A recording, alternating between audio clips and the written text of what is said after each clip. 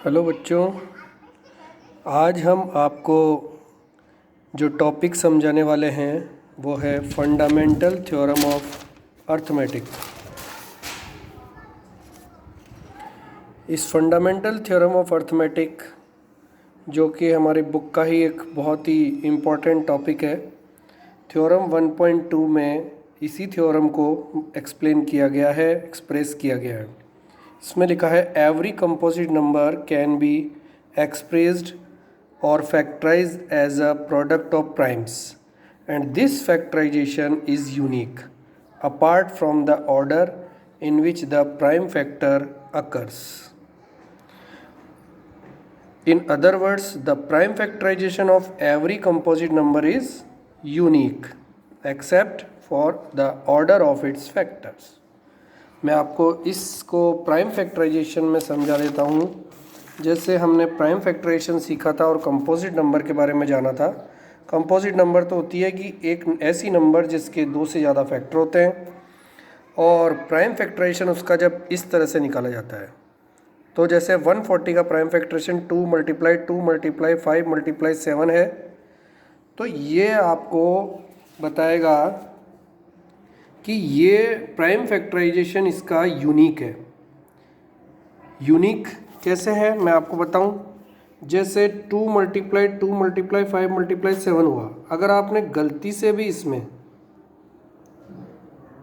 एक 2 या 3 कोई भी अलग नंबर आपने इसमें मल्टीप्लाई कर दी, जैसे यहाँ पे मान लो मल्टीप्लाई बाई 2 हो गया, तो ये किसके हो जाएंगे फैक्टर्स? 140 मल्टीप्लाई बाई 2 यानी कि 280 के, यानी नंबर ही बदल जाएगा। या फिर आपने यहाँ से 2 हटा दिया यानी 2 डिवाइड दे दिया मान लो, तो 140 डिवाइडेड बाई 2 कितना होता है? 70। तो वो 70 के फैक्टर हो जाएंगे। देखो 2 × 5 = 10, 10 × 7 = 70। तो यही हमारी फंडामेंटल थ्योरम ऑफ अर्थमेटिक है। इसमें बताया गया है कि किसी भी कंपोजिट नंबर का, ये देखिए, जो प्राइम फैक्टराइजेशन होता है वो यूनिक होता है। यूनिक मतलब फिक्स होता है, उसके अलावा दूसरा हो ही नहीं सकता। और इसी थ्योरम को यूज़ करके हम एग्ज़ाम के पॉइंट ऑफ व्यू से बहुत ही इम्पोर्टेंट कुछ क्वेश्चन समझना चाह रहे हैं, जो कि हमारी एक्सरसाइज 1.2 का भी क्वेश्चन है, बहुत ही important. Check whether 6n can end with digit 0 for any natural number n। एक ये समझ लीजिए, ये एग्जाम्पल 5 भी अपनी बुक का। कंसिडर 4n, ठीक है। ये 0 पे एंड नहीं होती है, मैं आपको बता देता हूँ।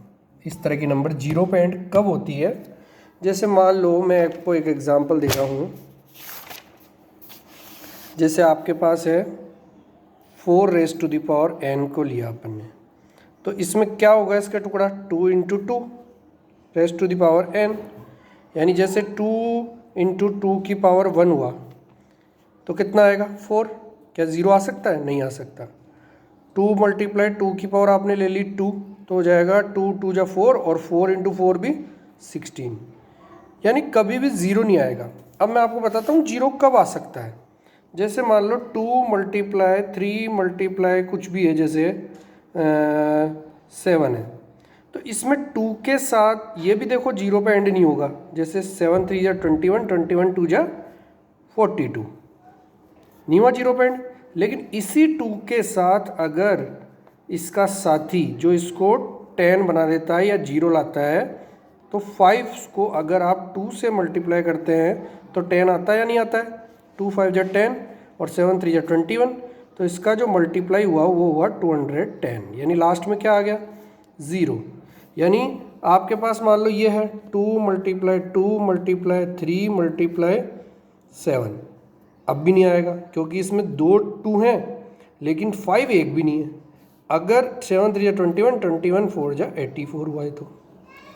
और अगर हम इसमें 2 × 2 × 3 × 7 के साथ एक 5 भी लगा दें, तो 5 × 2 ये तो मिलके हो जाएगा 10, 7 × 3 = 21, 2 = 42, तो ये आया 420। तो बताओ लास्ट में 0 आया कि नहीं आया? तो और भी हो चाहे और 5, लेकिन एक पेयर कम से कम 5 का होना चाहिए, 2 का होना चाहिए। 2 5 क्योंकि क्या हो जाता है? 10। अब हम क्वेश्चन पे आते हैं। जैसे हमारे को प्रूव करना है ये रहा, check whether 6 raise to the power n can end with digit 0। अब मैंने अभी आपको बताया था 6 की पावर n अगर 0 पे एंड होनी है तो it must be divisible by 5 also. क्यों? बिकॉज 6 के जो फैक्टर है वो 2 इंटू 3 है, ये प्राइम फैक्टराइजेशन है। और ये कब 0 पे एंड होगा? जब इसके साथ में 5 इंक्लूड करो आप, जबकि ओनली प्राइम फैक्टर्स ऑफ 6 क्या है? 2 and 3। Her bar 2 into 3 2 into 3 2 into 3 आता जाएगा, चाहे आप पावर कुछ भी लिखते जाओ। तो 5 can not be prime factorization of 6 की पावर n, मतलब इसमें 5 इंक्लूड नहीं किया जा सकता। Why? Because fundamental theorem of arithmetic says that the prime factorization of each number is unique, मतलब हम बदल नहीं सकते उसको, यूनिक होता है वो। तो इस तरह से इसमें 5 नहीं आएगा, तो ये 6 की पावर n कभी भी 0 पे एंड नहीं हो सकता है। इसी तरह से आप 15 raise to the power n वाला समझ लीजिए, इसके प्राइम फैक्टर्स 3 इंटू 5 है, तो हर बार 3 5 3 5 3 5 ही चलता रहेगा। ठीक है, इसमें फंडामेंटल थ्योरम ऑफ अर्थमेटिक हमें अलाउ नहीं करेगी कि इसमें हम 5 के साथ में 2 मल्टीप्लाई में लगा दें, तो इसलिए 2 can not be prime factorization of 15 raise to the power n।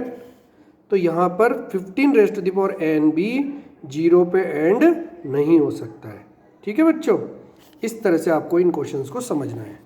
कुछ क्वेश्चंस मैंने और दिए थे इससे रिलेटेड, जैसे अपने बुक का ही है वो भी, जैसे ये इस तरह का भी आ सकता है। ये इसको हमें प्रूव करना है जैसे कि ये कंपोजिट नंबर है, तो कैसे बताएंगे? हमें पता है कंपोजिट नंबर की डेफिनेशन कि उसके 2 से ज़्यादा फैक्टर होने चाहिए। जैसे 7 मल्टीप्लाई 11 मल्टीप्लाई 13 प्लस 13, यहाँ 13 कॉमन निकाला, तो इन तीनों में से 13 अगर कॉमन आ गया तो क्या बचता है? 7 मल्टीप्लाई 11, और 13 बाहर आ गया तो यहाँ बचा 1, तो 7 इंटू 11 77 प्लस 1 78। तो ये जो नंबर है वो 13 से भी डिविजिबल है, 78 से भी है, जबकि नंबर कोई दूसरा ही बनेगा। तो इसका मतलब इसके देखो 2 से ज़्यादा फैक्टर हो गए, एक तो होता ही होता है, 13 भी हो गया इसका फैक्टर, ये देखिए। तो जब 2 से ज़्यादा फैक्टर हैं तो नंबर क्या कहलाती है? Composite number. सिमिलरली आप इसमें भी यहाँ तक देखो, यहाँ मल्टीप्लाई है और प्लस 5 है, इसमें आप 5 कॉमन ले लेंगे, तो 5 मल्टीप्लाई 1009 आ रहा है, तो given number is divisible by at least 5, जबकि 1009 भी है इसका फैक्टर, 5 भी है इसका फैक्टर, 1 भी है, और जो नंबर आएगी मल्टीप्लाई करने पर वो भी है। तो 2 से ज़्यादा फैक्टर हो गए तो क्या हो गया? ये given number is a composite number.